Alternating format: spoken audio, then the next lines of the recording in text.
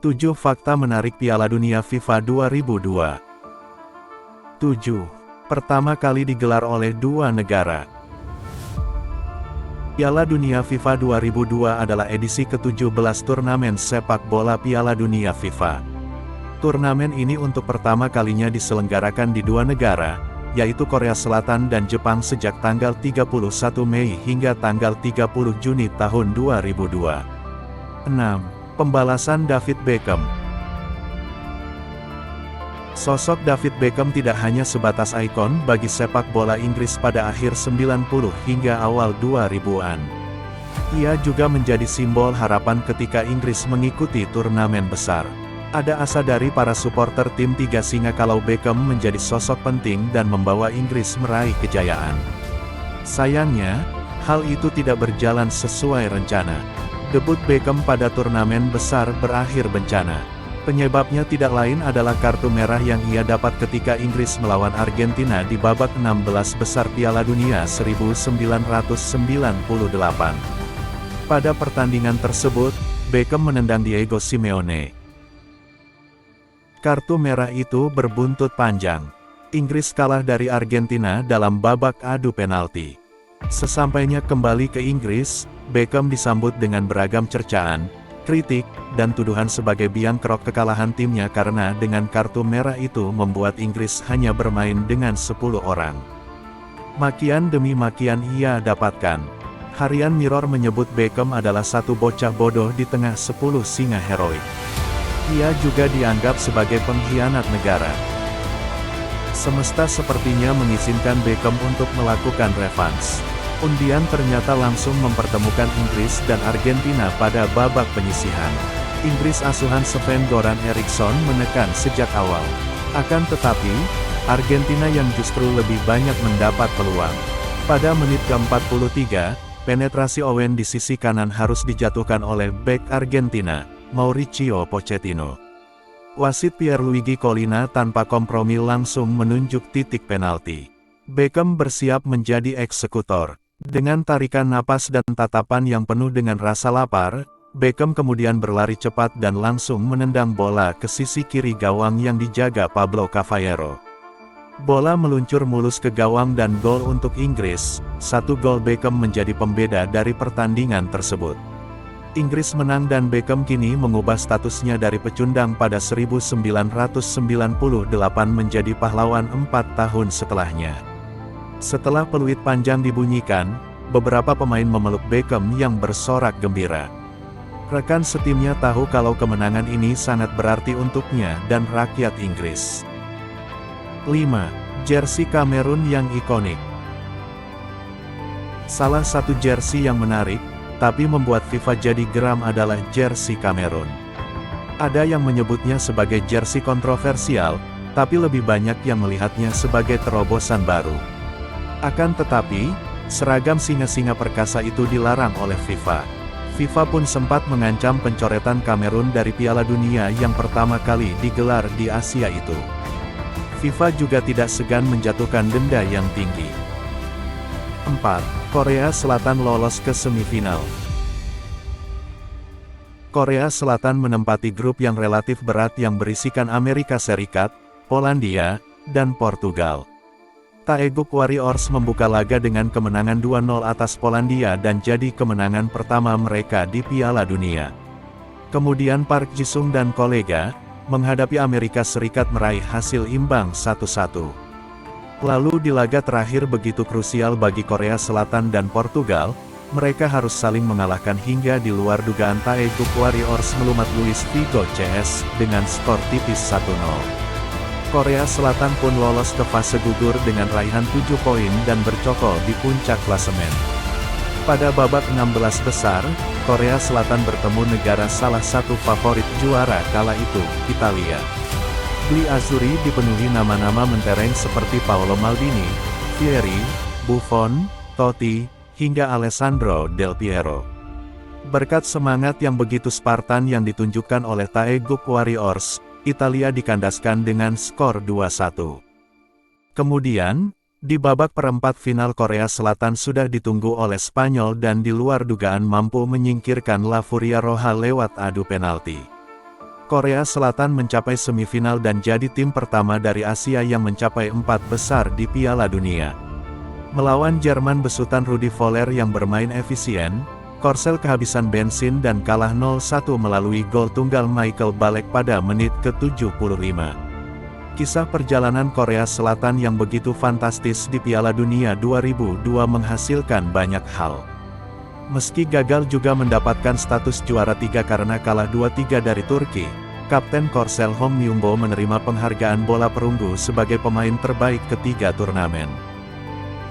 3. Rekor gol tercepat Hakan Şükür.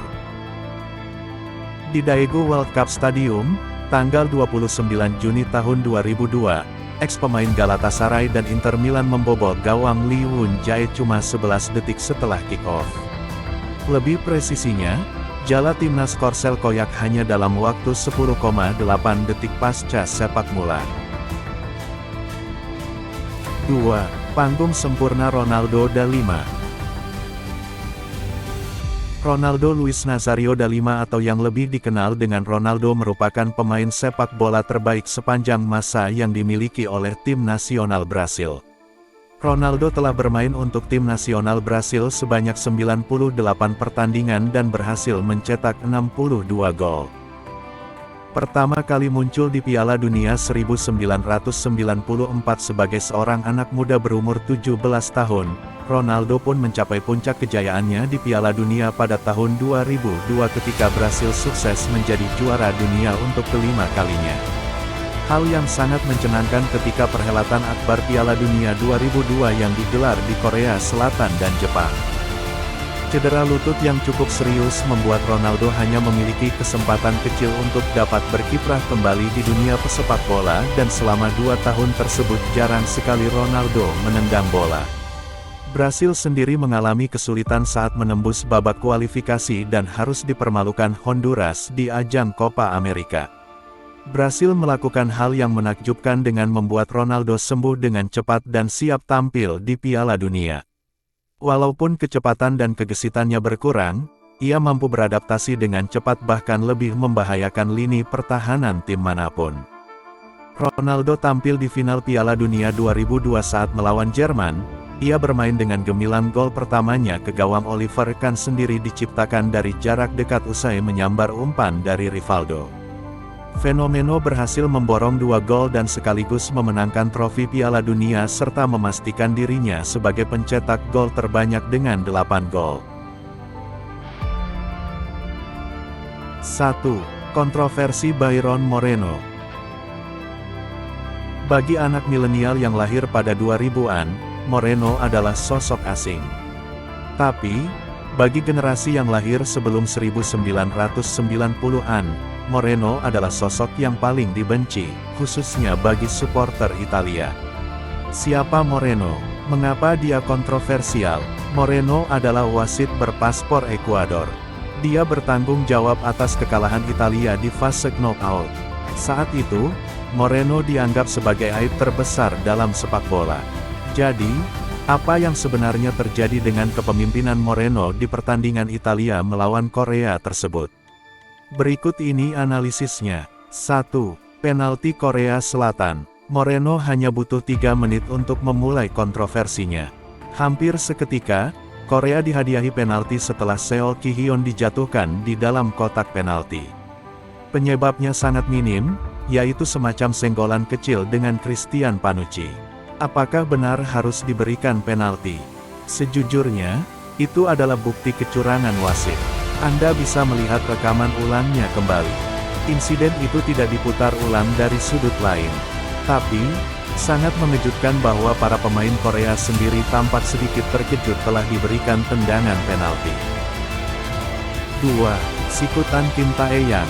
Ketika Kim Tae-yang memukulkan sikunya yang marah ke wajah Alessandro Del Piero di dalam kotak penalti tepat setelah babak kedua dimulai. Kedua pemain jelas dalam kondisi melanggar aturan sepak bola. Uniknya, Del Piero tetap tenang dan tidak emosi menyikapi kecurangan tersebut. Bahkan, dia rela kehilangan penalti yang seharusnya didapatkan Italia akibat kejadian itu. 3. Lee Chun-soo dan Paolo Maldini. Tidak banyak analisis yang diperlukan untuk yang satu ini. Mendekati 90 menit pertandingan, Paolo Maldini terbaring, terlentang, setelah duel sengit di jantung pertahanan Korea. Maldini terbaring adalah pukulan keras di belakang kepalanya oleh Lee Chun-soo.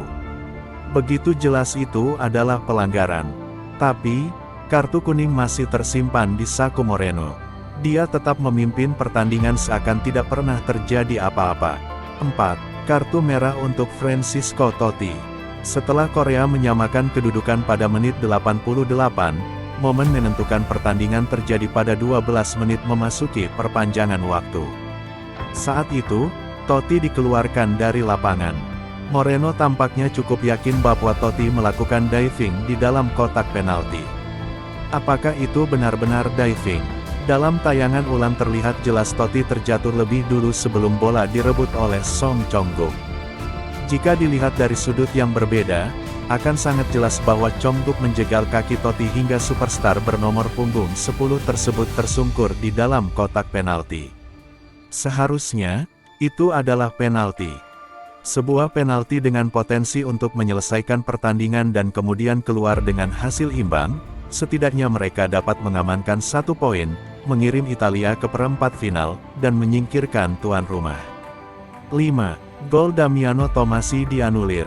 Damiano Tommasi dari AS Roma tampil luar biasa malam itu. Sebuah performa brilian yang tidak akan mungkin dilupakan. Dia terbukti menjadi pemain Italia yang paling tampil impresif pada pertandingan itu dengan umpan lambung yang sangat indah. Dia hampir mendapatkan hadiah atas usahanya dengan gol emas di menit ke-20 perpanjangan waktu.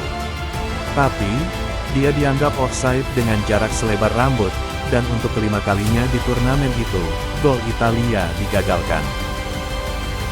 Terima kasih telah menonton video ini sampai habis. Please like dan subscribe channel Football Zender, agar kami makin bersemangat membuat video selanjutnya. Arrivederci.